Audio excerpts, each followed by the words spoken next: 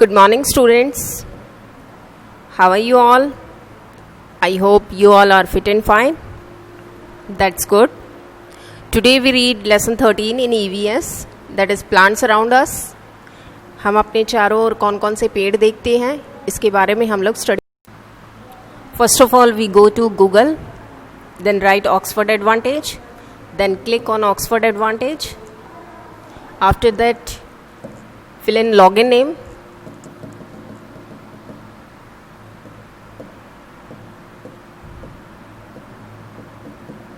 Then write the password.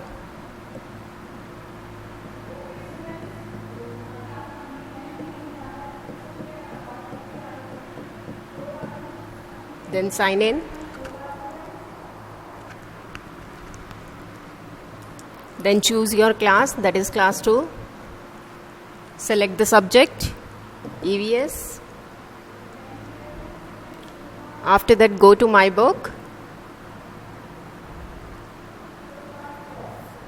These are the chapter comes.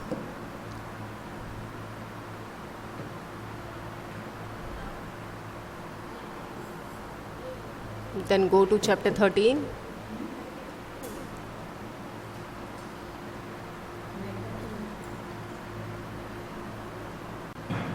Then let's read the lesson. Plants around us. जो plants हम अपने चारों ओर देखते हैं इसके बारे में ये लेसन है. टाइप्स ऑफ प्लांट्स, तरह तरह के plants. Tall and big plants are called trees. लंबे और बड़े पौधों को ट्रीज कहा जाता है, पेड़ कहा जाता है. Trees have a thick and strong main stem called trunk. Trees के पास एक बहुत मोटी और सख्त स्टेम होती है जिसे ट्रंक कहते हैं. ट्रंक मतलब मोटा तना. A tree has many branches. एक ट्री की बहुत ज़्यादा शाखाएं होती हैं. They live for many years. वो बहुत सालों तक जीते हैं. Some examples of trees are. कुछ एग्जाम्पल्स हैं ट्रीज़ के, जैसे कि नीम, बनाना, पीपल और मैंगो.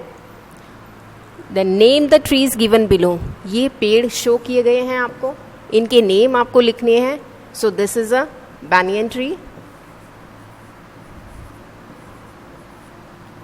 एंड दीज आर, ये कौन सा पेड़ है? Coconut.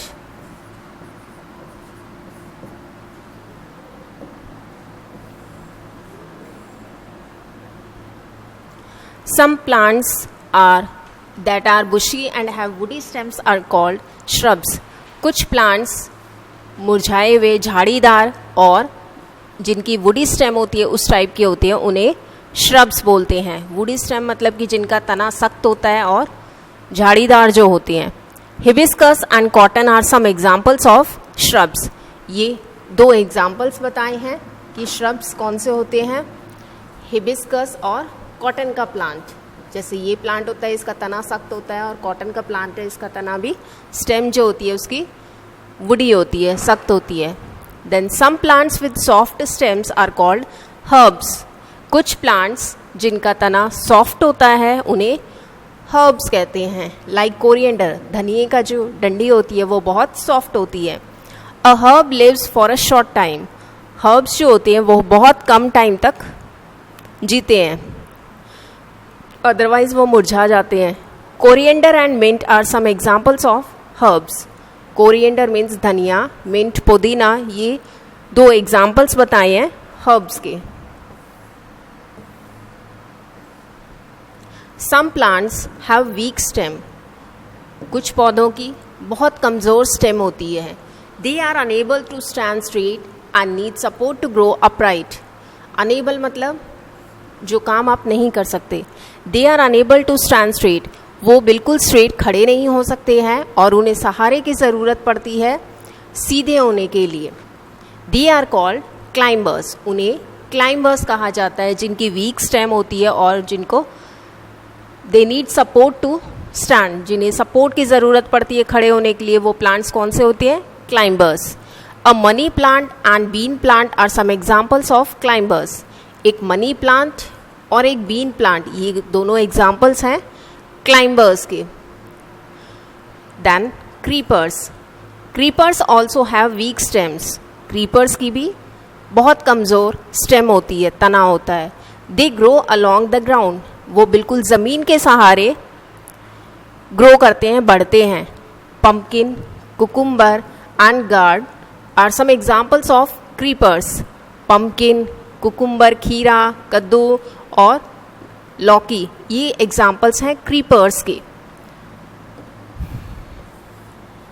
Then parts of a plant, these are the parts of a plant, that is flower, leaf, this is flower, उसके बाद पत्ते को leaf, then bud जो कली होती है, stem, इसके stem बोलते हैं, तना, this is a fruit and this is a root.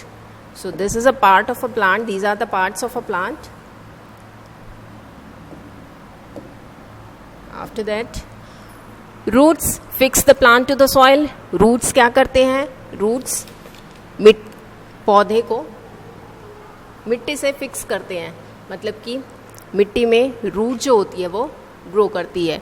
They also help the plant to absorb water from the soil, वे मदद करते हैं प्लांट की पानी को सोखने में मिट्टी से. Which the plant needs to grow, जो प्लांट की हेल्प करता है, जो प्लांट को ज़रूरत होती है बढ़ने के लिए. Then the stem of a plant has leaves, flowers and fruits. Plant के स्टेम के पास पत्ते होते हैं, फ्लावर्स होते हैं और फ्रूट्स होते हैं. The stem carries water from the root to other parts of the plant.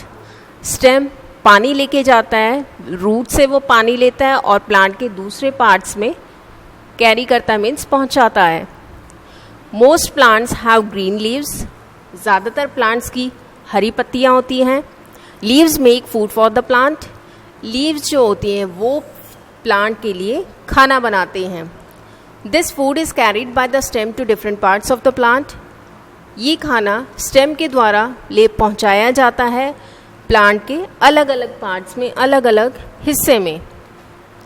A bud blooms into a flower, एक कली जो होती है वो खिलकर एक बड़ा फूल बन जाती है. Over a period of time, एक समय के बाद, इन सम प्लांट्स, कुछ प्लांट्स में, the flower becomes a fruit, कुछ प्लांट्स में क्या होता है, एक फ्लावर जो होता है वो एक फल बन जाता है, एक फ्रूट बन जाता है. A fruit contain seeds, fruit के अंदर बीज होते हैं, सीड्स मतलब उसके अंदर बीज होते हैं. When a seed gets the right amount of air, water and sunlight, it begins to grow into a new plant. जब एक सीड को बिल्कुल सही मात्रा में हवा, पानी और सूरज की किरणें मिलती हैं तो वो शुरू हो जाता है बढ़ना और एक नए प्लांट में वो चेंज हो जाता है.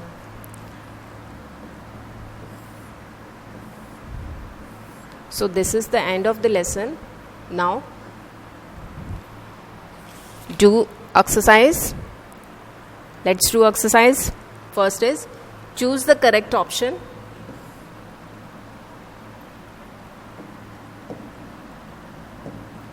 Which of these is not a tree?